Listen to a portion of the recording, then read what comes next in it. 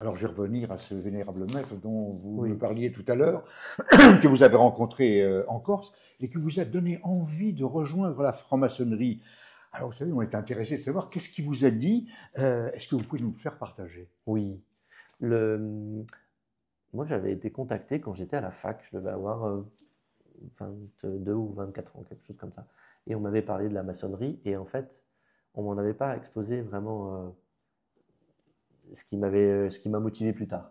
Je pensais que la maçonnerie, c'était une réunion de notables qui se refilaient des marchés publics. Vous voyez, c'était ça l'image que j'avais de la maçonnerie. Donc, voilà. Un jour, j'étais au bureau d'un ami de papa. Moi, je ne connaissais aucun franc-maçon. Et puis, il y avait un petit peu de panique sur son bureau et il y avait une feuille. Alors, j'ai regardé cette feuille et il a vu et il m'a dit, ça te fait penser à quoi? Alors, j'ai dit, ça me fait penser à la franc-maçonnerie.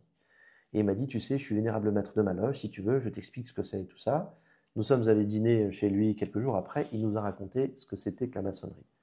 Cet espace-temps qui est incroyable, de liberté totale, où on va pouvoir échanger des idées, s'enrichir les uns les autres, euh, pour peu, puisqu'il y a des conditions pour entrer en franc-maçonnerie, pour peu que l'on soit majeur, Mhm. et pour peu que l'on n'ait pas appartenu à une idée qui nie l'égalité entre les êtres humains. Donc, si vous voulez rentrer en franc-maçonnerie, à partir du moment où vous êtes majeur et que vous voulez et que euh, vous avez dans l'idée que tous les êtres humains sont égaux et donc que vous n'avez pas appartenu à un mouvement qui prône la discrimination, la haine vers l'autre, quelle que soit la personne qui est l'autre, vous pouvez adhérer à la franc-maçonnerie. Ce qu'a mis beaucoup en avant, qui m'avait beaucoup séduit, c'est le travail sur soi avec les autres. Vous savez, moi, en fait, j'ai un truc tout bête, moi j'aime les gens. Les gens, c'est comme un hobby. Vous voyez, moi j'aime bien parler, ça se voit, je crois. Oui, oui, J'aime bien qu'on me ouais. parle, qu'on m'explique des trucs que je connais pas, et comme ça, je progresse. Et en fait, ça m'a séduit dans ce qu'il m'a dit. Ah ben, écoutez, si vous aimez parler, pourquoi une femme ou un homme qui rentrerait à la Grande Loge Mixte de France, rentrerait-elle ou rentrerait-il à la Grande Loge Mixte de France plutôt que dans une autre obédience? Ou alors, est-ce que vous pouvez me donner envie de rentrer chez vous? Oui.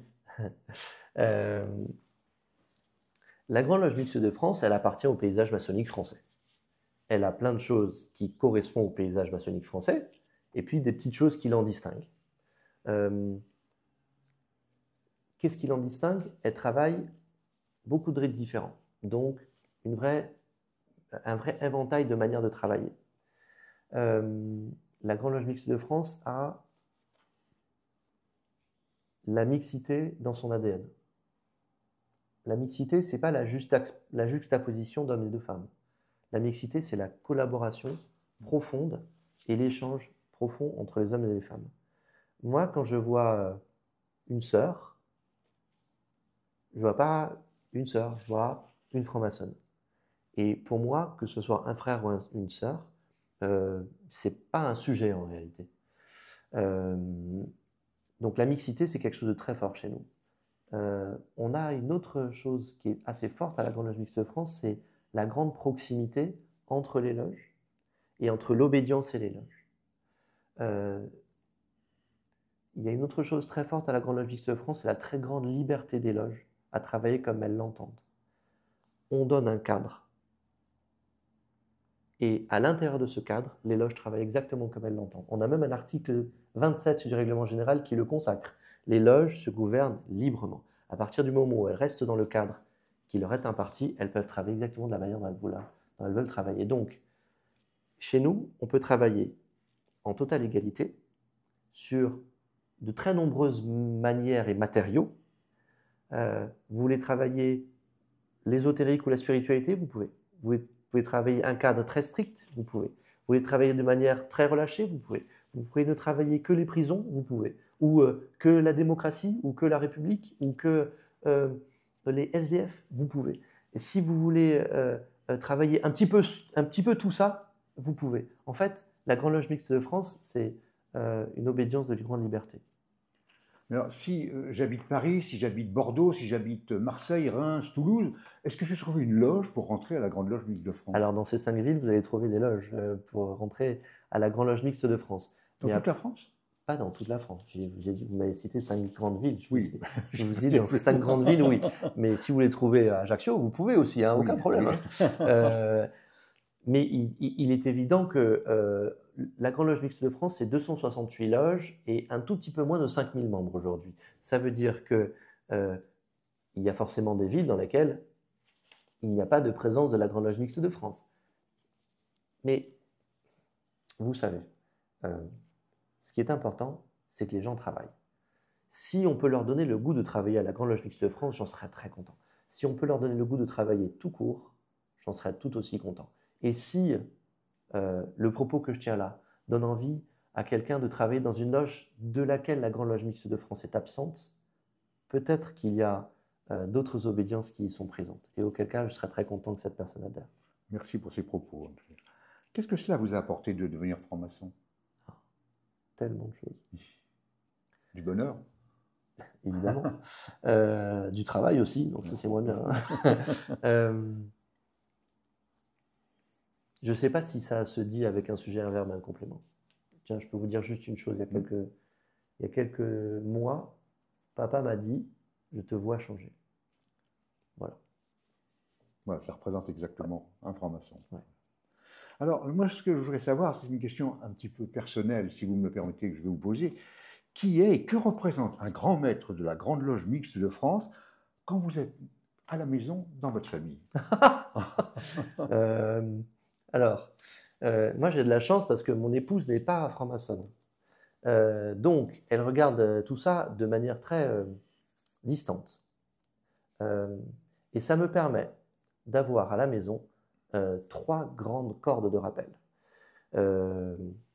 Parce que quand je suis chez moi, je fais la vaisselle, j'étends le linge.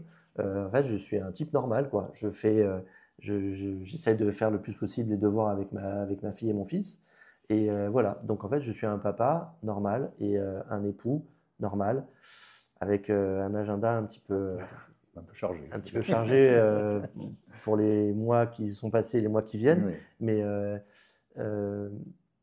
un franc-maçon, c'est pas un être dématérialisé, vaporeux, loin, à Paris.